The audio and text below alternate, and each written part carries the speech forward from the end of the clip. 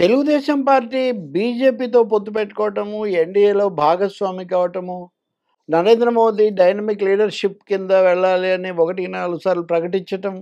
ఇదంతా మేలు కంటే కీడే ఎక్కువ చేస్తుందని ఆ పార్టీలోనే అభిప్రాయాలు. ఆ పార్టీని బలపరిచే మీడియాలో అభిప్రాయాలు. ఆఖరికి బీజేపీ తరఫున పోటీ చేస్తున్న వాళ్ళు, బీజేపీ నాయకులు కొంతమంది కూడా అదే చెప్తున్నారు. అంతేకాకుండా పొత్తు కుదరక ముందే పవన్ కళ్యాణ్ జనసేన అధ్యక్షుడు, నేను చివాట్లు తిని మరీ పొత్తు కుదిర్చాను. పొత్తు కోసం చివాట్లు తిన్నానని కూడా ఆయన అన్నారు. చివాట్లు తిని పొత్తు కుదుర్చుకోవడం అన్నది అసలు దేశ రాజకీయాల్లో, ప్రపంచ రాజకీయాల్లో ఎక్కడైనా ఉంటుందా? చివాట్లు పెట్టిన వాళ్ళు పొత్తు కుదుర్చుకున్నా గానీ వాళ్ళ వైఖరి ఎలా ఉంటుంది? ఆంధ్రప్రదేశ్‌కు ప్రత్యేక హోదా రాలేదు. ఇంకా పోలవరం రాలేదు. విశాఖ ఉక్కు ఫ్యాక్టరీ ప్రైవేటీకరణ ఆగలేదు. ఇట్లాంటి అనేక కోరికలున్నాయి. రెవెన్యూ లోటు ఇవ్వలేదు ఇట్లాంటివి. వీటన్నిటిలో ఏది కూడా అడిగినటువంటి పరిస్థితి కూడా లేదు. వీళ్ళు అడిగింది లేదు. ప్రధానమంత్రి మొన్న వచ్చినప్పుడు చెప్పింది లేదు. దాని మీద విమర్శేదన చేస్తే వైసీపీని అడగండి, వాళ్ళ ప్రభుత్వంలో ఉన్న వాళ్ళని అడగండి అని వాళ్ళని అడుగుతాము. వాళ్ళు కూడా చెప్పాల్సి ఉంటుంది. కానీ మీ సంగతి ఏంటి? ఇవ్వని వాళ్ళతో మీరు జత కడుతూ ఉన్నప్పుడు మిమ్మల్ని అడుగుతారు కదా! దానికోసం చివాట్లు కూడా తిన్నారంటున్నారు కదా! కానీ చాలా విచిత్రం ఏమంటే, చివాట్లు తిని పొత్తు కుదిర్చాను అని పవన్ కళ్యాణ్ చెప్తుంటే, బీజేపీ నాయకులే వెంటబడ్డారు. నా వెంట పడితే నేను పొత్తు కుదుర్చుకున్నాను అని ఆయన కుప్పంలో చెప్పారు. చెప్తున్నారు. ఇంకా అదే చెప్తున్నారు. ఈ రెండిటికి ఏమన్నా పొంతనుందండి? చివాట్లు తిని నేను కుదిర్చాను, తప్పనిసరిగా వెంటబడి నేను కుదిర్చాను అని చెప్తున్నటువంటి మాట. అలాగే మోదీ ఇక్కడికొచ్చి చంద్రబాబుకి ఓట్లేయండి అని నేరుగా చెప్పకుండా దాటవేసి పైపైన మాట్లాడి ఆయన వెళ్ళిపోవటం. అక్కడేమో చివాట్లు తిన్న పవన్ కళ్యాణ్, ఇక్కడేమో వాళ్ళే మన వెంట పడ్డారు అని చెప్పడం. పొత్తు కుదిరిన తర్వాత కూడా అనేక మంది సీనియర్ నాయకులు దూరంగా ఉండిపోతున్నటువంటి పరిస్థితి కూడా మనం ఇంకో వైపున చూస్తున్నాం. అంటే వాతావరణం నిజానికి చెప్పుకుంటున్న దానికి, జరుగుతున్న దానికి పూర్తి విరుద్ధంగా ఉంది. ఇప్పటికి కూడా అది పూర్తి కాలేదు.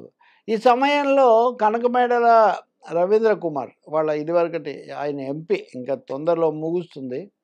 ఆయన మాట్లాడుతూ జాతీయ స్థాయిలో టీడీపీ చాలా కీలక పాత్ర పోషిస్తుంది ఎన్డీఏ ప్రభుత్వంలో అంటాడు. ఇంతకంటే హాస్యాస్పదమైన విషయం ఏదైనా ఉంటుందా?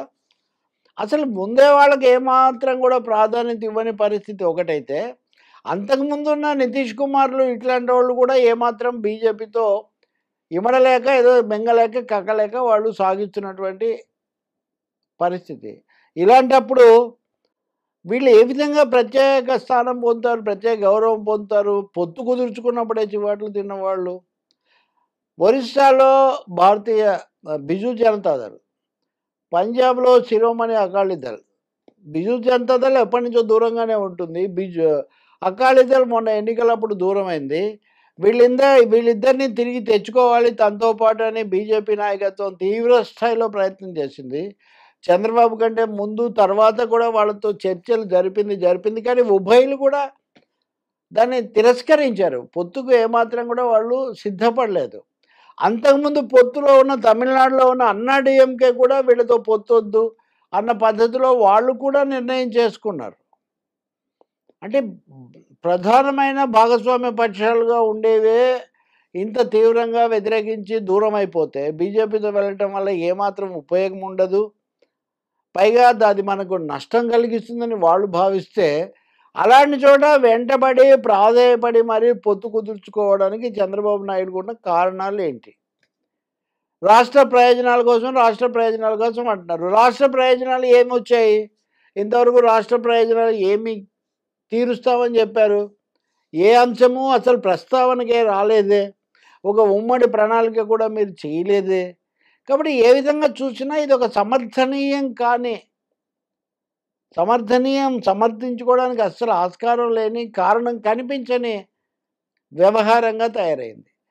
ఇప్పుడు బీజేపీ తన అభ్యర్థులను ప్రకటించుకోవడంలో ఆలస్యమన్నా, కొంత అంతర్గతమైన అసమ్మతి ఇవన్నీ వస్తున్నాయన్నా, దానికి ఒక బలమైన కారణం టీడీపీతో ఇష్టం లేని బలవంతపు మనువు చేశారు కాబట్టి కూడా అక్కడ కొంత తిరుగుబాటొస్తుంది.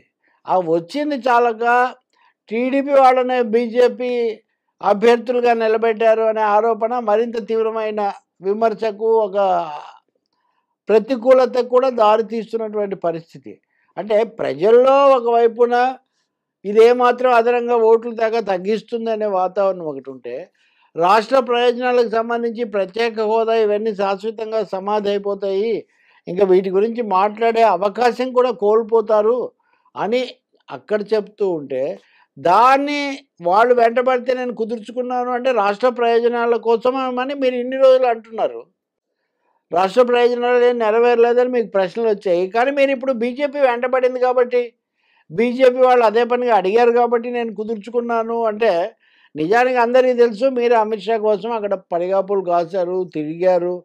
ఆఖరికి మిమ్మల్ని బలపరిచే మీడియాలో కూడా ఇంత అవమానం ఎప్పుడు ఎవరు భరించలేదు. ఇంత అవమానం భరించి ఎందుకు కుదుర్చుకున్నారు అని కూడా ఆక్షేపించినటువంటి పరిస్థితి కూడా ఉంది. అందుకనే అతిశయోక్తులు చెప్పినా, అవాస్తవాలు చెప్పినా, లేదు లేని గొప్పలు చెప్పుకున్నా కానీ అవి కనీసం కొద్దో గొప్పో ఆహ్, వాస్తవానికి దగ్గరగా ఉండటమో, లేతే నమ్మశక్యంగా ఉండటమో తప్ప, అవి మరీ ఏమాత్రం అతకని సమర్థనలు లేతే పొసగని గొప్పలు చెప్పుకోవడం వల్ల ఏమాత్రం ఉపయోగం లేదు. దేశంలో నితీష్ కుమార్‌ను మినహాయిస్తే, నితీష్ కుమార్‌కు ఆయన చంద్రబాబు కంటే కూడా యూ టర్న్‌లు చాలా ఎక్కువ. చంద్రబాబు నాయుడు ఒక ఎన్నికల్లో ఒకరితో, ఇంకొక ఎన్నికల్లో ఒకరితో, ఒకసారి బీజేపీతో కలవటం, ఒకసారి విడిపోవటం ఇలా చేశారు. కానీ నితీష్ కుమార్ అయితే అసలు ఒకసారే ఎన్నికల్లో బీజేపీతో గెలిచి, మళ్ళీ అటు ఆర్‌జేడీతో కలిసి, మళ్ళీ ఆర్‌జేడీ నుంచి విడిపోయి, మళ్ళీ బీజేపీతో కలిసి, కాబట్టి ఆయన యూ టర్న్‌లు కాదు, డబుల్, త్రిబుల్ యూ టర్న్‌లుగా ఆయన. ఆయన తర్వాత చంద్రబాబు నాయుడుకే అది దక్కింది. ఆ స్థానం బీజేపీ విషయంలో రకరకాల పిల్లి మొగ్గలు. అదే చూడండి మీరు బీజేడీ, బిజు జనతా దళ్. నవీన్ పట్నాయక్ ఈసారి కాస్త పొత్తుకు ప్రయత్నిస్తున్నారన్నా ఎప్పుడైతే ఆత్మగౌరవం అక్కడ నిలబడలేదో, ఆయన చాలా సూటిగా దాన్ని తిరస్కరించేశారు.